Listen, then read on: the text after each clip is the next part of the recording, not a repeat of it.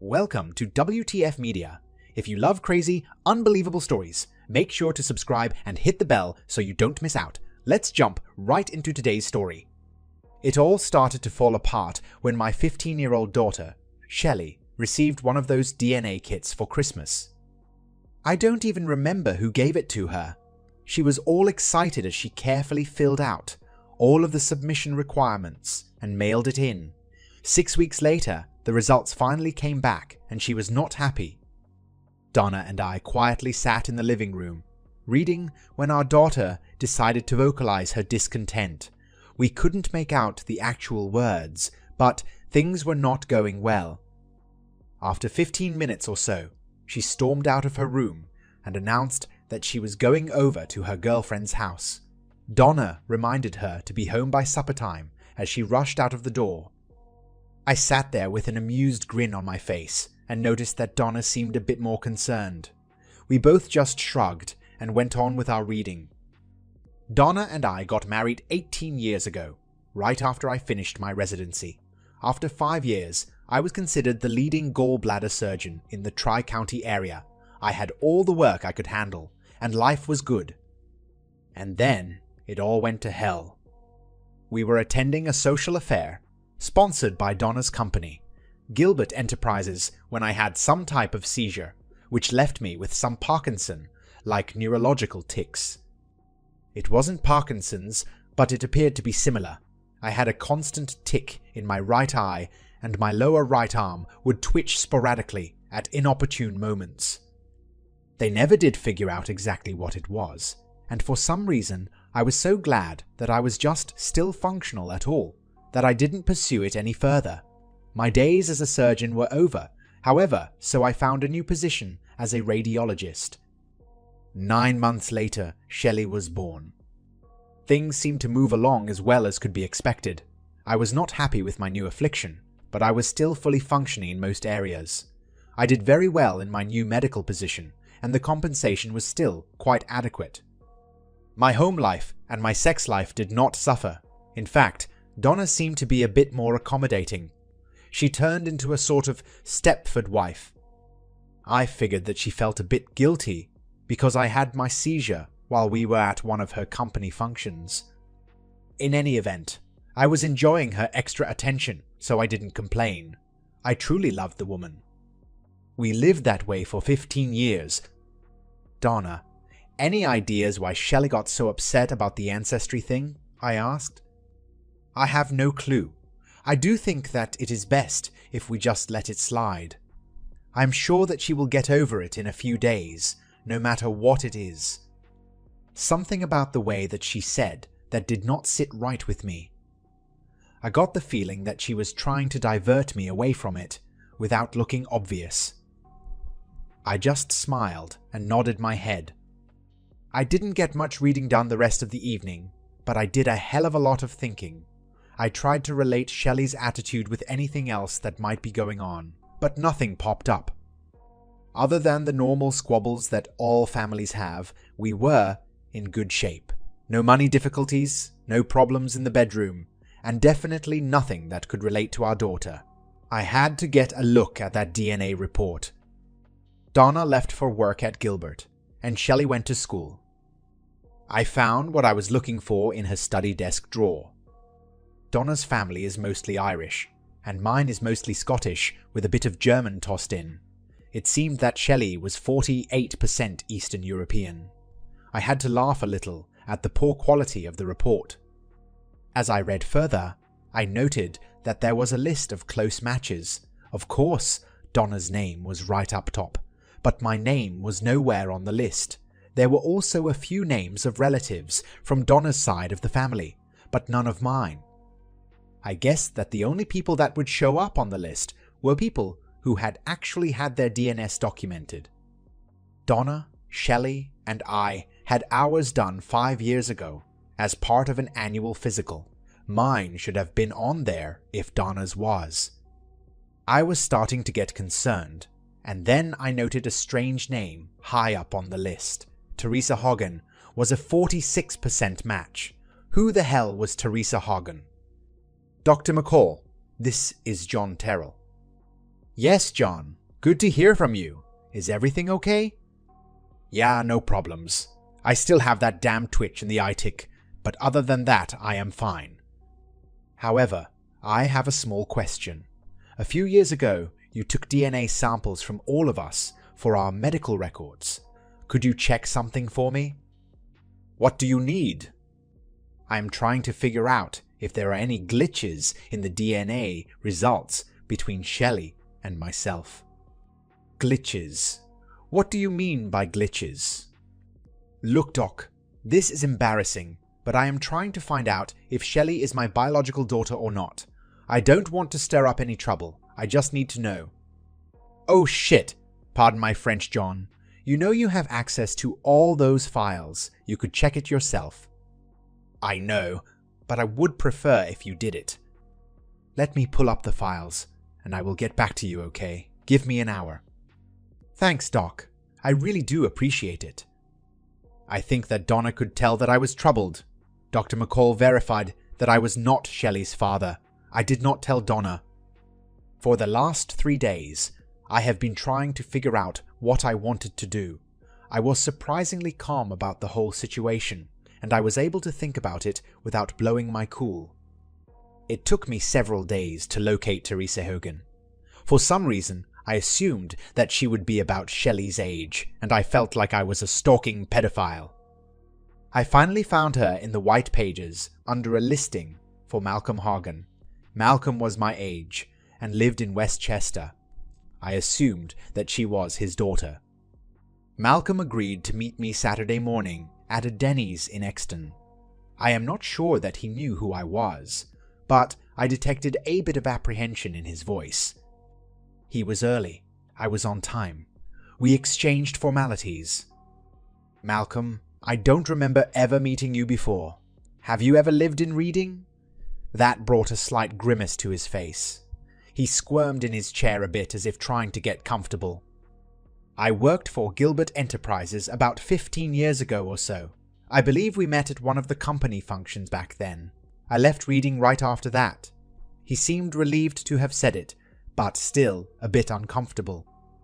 I take it that you knew my wife Donna. It was a question phrased as a comment. He didn't answer. He just nodded. Do you know why I am here? Not exactly, but I have a good idea. The few moments of silence were stressful. What took you so long? I just found out. More silence. He let out a deep sigh. I was young. I had been drinking too much, and I was caught up in the moment. I know that that was no excuse, and I know it was wrong. I think I caved into the peer pressure more than anything else. Donna, your wife, was one of the most fascinating women I had ever met. I knew she was married, but nobody seemed to care at the moment. Who was nobody? He was still squirming a bit. The three of us were from the engineering department. Freddie Springer, Clayton Mankey, and I. Donna was being extra friendly with all of us, and we were having a great time. There were a lot of innuendos going around, and some of them were getting serious. Did anybody think about me at all? Donna was constantly looking around to make sure you were not near us. If I remember correctly, you were hanging around with some of the older guys talking about golf. How did this all go off the rails? Freddie was trying to talk Donna into talking some ecstasy. She kept saying no. He was pretty persistent. That was when everything turned to shit. What does that mean? We were all drunk, and we were all horny, including Donna. Freddie asked her one more time, and she sighed and said, "Don't drug me, you idiots. Go drug my husband." After another long pause, I looked at him. She said, "Don't drug me, you idiots. Go drug my husband." That simple phrase has haunted me for the last 15 years or so. It was so cold and so calculating that I couldn't believe it. What happened next? I asked. A few minutes later, Freddie took you out for a drink. You fell asleep on one of the lounge chairs, and we all went upstairs. It was when we came downstairs an hour later that we found out what happened to you. What do you mean? I asked. It seemed that you had a bad reaction to the drug Freddie gave you. and they had to rush you to the hospital. Donna didn't even know about it until after you were gone." "I didn't say anything." "First thing Monday morning, I quit Gilbert's and moved back home to Westchester. I got a new job, got married, and now have 3 kids. I have never been back to reading. I never saw Donna again. I have always regretted what happened, and I am truly sorrowful. I don't know what else I can say or do." I had the waitress bring us a full pot of coffee. "Malcolm, have you ever had one of those ancestry tests done?" "No, but my daughter, Teresa, did a few years ago." "Anybody else in the family?"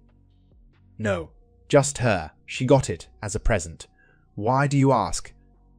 "Your daughter, Teresa, and my daughter Shelley are half-sisters." I watched as Malcolm sat still, not breathing. He finally blinked his eyes and let out a big sigh. Shit. I watched him for a few moments until he got some tears in his eyes. His head was slowly shaking from side to side. "Are you okay?" I asked. "No, I'm not. The worst night of my life just got worse. I can't believe this is happening. This is going to ruin me and my family. I tried so hard to not let anything like that happen again, and then this one comes back and bites me in the ass. How much worse can it get?" We sat quietly for several minutes. "Malcolm, whatever happened to the other 2 guys?" "Freddie got killed in a crash on the Schuylkill Expressway. Clayton is an alcoholic and lives in a church rectory in Fishtown. I haven't seen him in years." "Malcolm, I want to thank you for your time and your honesty. I am not looking for anything else, and I have no desire whatsoever for revenge or retribution. You can relax. I won't be coming after you or exposing you." "That is good to hear, but there is another problem here. What about or should I say, my daughter? What if she figures things out and wants to have contact with me? What am I supposed to do? I don't want to hurt or embarrass anybody. Any suggestions?" "I'll help you any way that I can. I won't initiate anything, but if it comes up, I will be on your side whatever happens. I am not a vindictive man. I am not happy with what happened, but I am not going to ruin my life dwelling on it. Just in case, you might want to prepare your wife so that you don't get caught flat-footed." My everyday life became miserable. Every time my arm twitched or my eye blinked, I was reminded of my wife's treachery. Every time she was overly nice or accommodating, I cringed. Like Malcolm, she carried the guilt with her for 15 years. For all those 15 years, I loved her because of what I perceived to be her devotion. Now I know that it was not devotion, but guilt.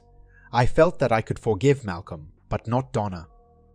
My love for my wife was dying, little by little, every day. It was starting to eat me up. I had to do something before it was too late. I did something. "Hi, my name is Lina Durante. Welcome to Hospital de Santa Marta. You must be John Terrell." I had been in Porto for a week, but this was my first visit to the hospital cafeteria. I made a clumsy attempt to stand up and held out my hand to greet my unexpected guest. This caused her to giggle a bit. "May I join you?" I just nodded as she sat. She wasn't what I would call beautiful, but she was damn attractive for a middle-aged woman. "So you are the new reader? Glad to see you as part of the team. Have you gotten settled in?" She was obviously a local, but spoke perfect English, as did most of the staff. "Yes, everything is coming along fine. I got a furnished condo within walking distance of the hospital. All I have to do now is find a few good places to eat close by." "Oh good, I can help you with that. I am an expert at finding places to eat." She did a great job of breaking the ice. "What department do you work in, Lina?" "I am a neurosurgeon. I am sure that we will be working together regularly. I understand that you have much experience." "Pretty much across the board. I will be reading all the X-rays, CT scans, MRIs, mammograms, and ultrasounds, as well as tea leaves on occasion. That got me a small laugh. "Have you always done that?" "No. I am sure that you have noticed my eye tic and the twitch in my right hand.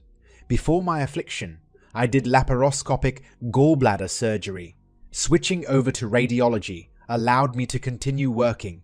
I feel that I am still able to contribute." "What exactly was the affliction?"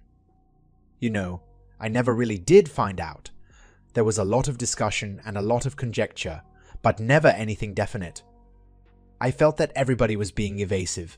I tried pinning it down a few times and got frustrated, so I just quit." "Enough chit-chat. I have to get back to work. I get off at 6.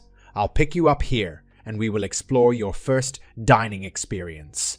You are working straight days, right?" I smiled and nodded. Lina Durante was unmarried. I didn't ask why or explore the subject further. After a month, I was comfortable enough with her to explain my marital status. The fact that I was still married did not seem to bother her. 2 weeks later, she started staying overnight at my condo. I had no contact with my wife or my daughter. My relationship with Donna got cooler and cooler before I left, although she kept trying to keep it together. The problem was all on my side. She tried to get me to explain what was wrong, and I never did. Shelley became completely withdrawn. I tried to keep that relationship going, but she killed it. It got to the point where we barely talked at all. She never explained what her displeasure with me was. I didn't ask, but I think it was pretty obvious that it was connected to that damn DNA test. I didn't tell Donna that I was leaving. I simply left her a power of attorney to sell the house and took half of our savings. She had a good job and would have no problem supporting herself and Shelley.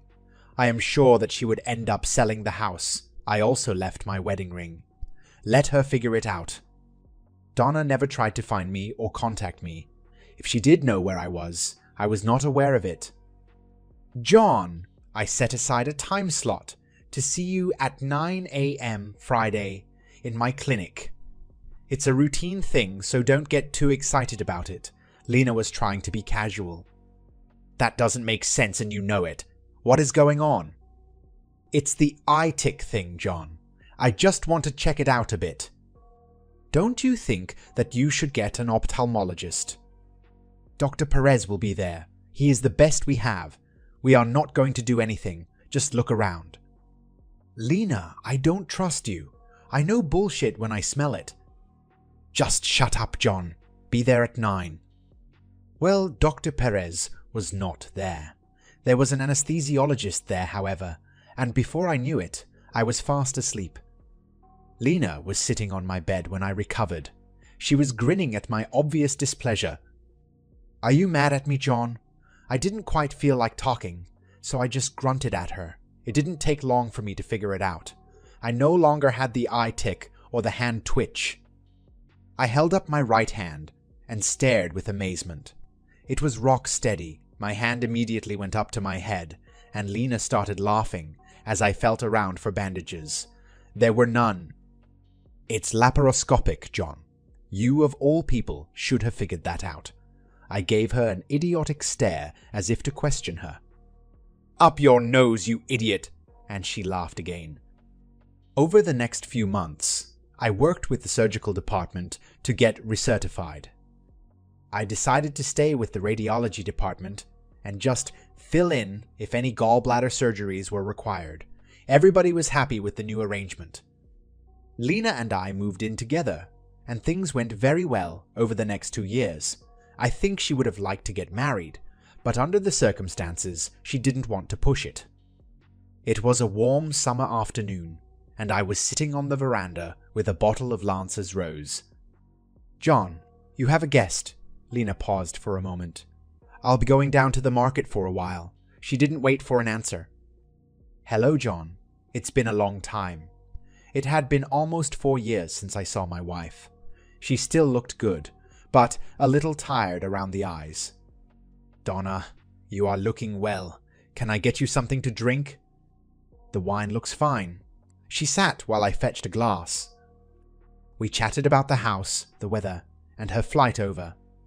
Finally, I couldn't stand it anymore. "Donna, why are you here? What do you want?" "I just wanted some closure. I want to wrap things up so we can move on. I need a few answers, and I feel that you do also." "You refused to talk before. I think I understand why." "You flew 15 hours to talk for 30 minutes?" "I had to do it face to face." "Okay, go ahead." "After a year, I figured that you were not coming back. I sold the house and got a small apartment for Shelley and myself. This is a check for half of the house." She placed it on the table between us. "I filed for divorce by abandonment. That took a year, but it is done and it is clean and clear. You are now free to do as you please." She placed a second document on the table. "Shelley is engaged to be married in a couple of months and asked me to give you this invitation. She was hoping that you would be able to give her away. She completely understands if you decide not to do it. She realizes that her behavior was inappropriate the last few months and apologizes for it." The invitation joined the other papers. "I wanted to thank you for the checks that you send to Shelley's college account every month. It really made a big difference. Under the circumstances, I didn't expect it." That one caught me by surprise. I never sent any checks. I did have an idea where they came from, however. "Of course, I was hoping to find out exactly why you left, but I will understand if you refuse to tell me. If you still decide not to say anything, can I at least answer any questions for you?" She paused and took a sip of the rose. I figured it was my turn to talk now. "Donna, I did not want half of the house money, but if it makes you feel any better, I will gladly accept it.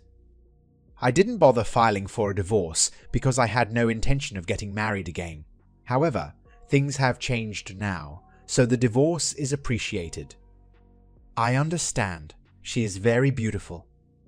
I do not think it would be appropriate for me to give Shelley away at her wedding. I think that honor should go to her father." As I finished that sentence, Donna dropped her wine glass on the tile patio floor. There was a gasp as her mouth dropped open. I took a few minutes to clean up the glass, and such as she composed herself. She seemed to be struggling to come up with a reply. "John, I don't mean to be a smart-ass bitch or anything like that, and I am also not trying to be evasive or defensive, but who do you suggest I contact? How about one of the 3 guys that you had sex with the night that I had my attack? Luckily, she didn't have a glass in her hand this time." After about 30 seconds of incoherent babbling mixed with sobbing, she finally blurted out, "I think I made a mistake coming here. I was hoping for closure, but not like this. I think I should go." She started to get up, but I insisted on sitting her back down. "No, you don't. You opened this can of worms. Now finish what you started. You felt that by coming here, open-handed, you were taking the high road. It was intended to make me feel like a shit for leaving and deserting my wife and daughter. Sorry, that dog don't hunt. Why don't you tell me all about it, including why you had the medical report covered up?" Just then, Lena came back and noticed what was going on. "Oh crap, John. What the hell did you do?" "Nothing. We were just talking about old times and she went to pieces." Lena took Donna inside the house and laid her on the sofa. She got a wet compress and some kind of pills, which she gave her. I stayed out of the way. I was the bad guy. How the hell did that happen? I went to the kitchen and got a Superboc. "John, why don't I talk to her? Maybe she won't get so upset. You must have come on pretty heavy. Is there anything specific that you want me to ask her?" "Yeah, a couple of things. Some of them, I already know the answers, but I would like to see if she verifies them. The others, I just don't know. Ask her the names of the 3 guys she had sex with that night. Did she see them again? See if you can find out if there were any other guys and any other times. Ask her why she had the medical report of my seizure covered up. Ask her why we didn't have any more kids. Stop. Too much information. That's a bit of an overload. I'll do the best that I can. Why don't you go out on the patio and relax? Grab a couple more beers. I fell asleep, and 2 hours later, Lena was shaking me awake. I gave her a sedative. She is in the guest bedroom for the rest of the night. Did anything productive come out of it? Once I got her started, I couldn't shut her up. The only thing she remembers about the 3 guys is that one of them was named Freddy. He was trying to get her to take some kind of drug, but she remembers that she kept refusing. She did not admit to telling him to drug you. So, how was the sex? She didn't say, but from how she described it, it must have been pretty good. It looks like it was a one-off. I don't know why she did it. I couldn't get any hints about any other escapades. She never saw or heard from the guys again. She suspected that one of them was Shelley's father, but she never looked into it any further. She was afraid when Shelley got the DNA test kit at Christmas, but didn't know how to handle it. She assumed that you figured it out, and that is why you left. Wow, good recap. That covers a lot of it. She also asked why you no longer had the eye tic or the twitch. I explained to her that it was an easy fix and should have been done years ago, except the diagnosis had been covered up for some reason. That triggered another sobbing episode, so I just left her alone. She should sleep until morning. It is hard to believe, but I used to love that woman. I always thought that love like that lived forever. But that is not true. I struggled for 15 years that I shouldn't have. All the attention and love that she shared with me over the years was just a way to cover up for her treachery. It wasn't love. John, you sound bitter. Lena, I have to leave for a few days. When Donna wakes up in the morning, can you see to it that she gets to the airport? Tell her that I will not attend Shelley's wedding. Also let her know that the checks that she got came from Shelley's father, not me. Where will you go? I don't know. It will just be for a week or so. You will be here when I get back, right? Of course I will. Promise that you won't drink too much. Call me. And so ends that part of my life. Lena and I did not marry, but we did buy a nice little villa together, just outside of Porto. I decided to take up oil painting after watching some Michael James Smith videos. I am actually getting pretty good. The villa did come with a nice little studio. Lena got me a DNA kit for Christmas. That's not funny. That's the end of this story. If you found it engaging, please give it a thumbs up and don't forget to subscribe for more content like this.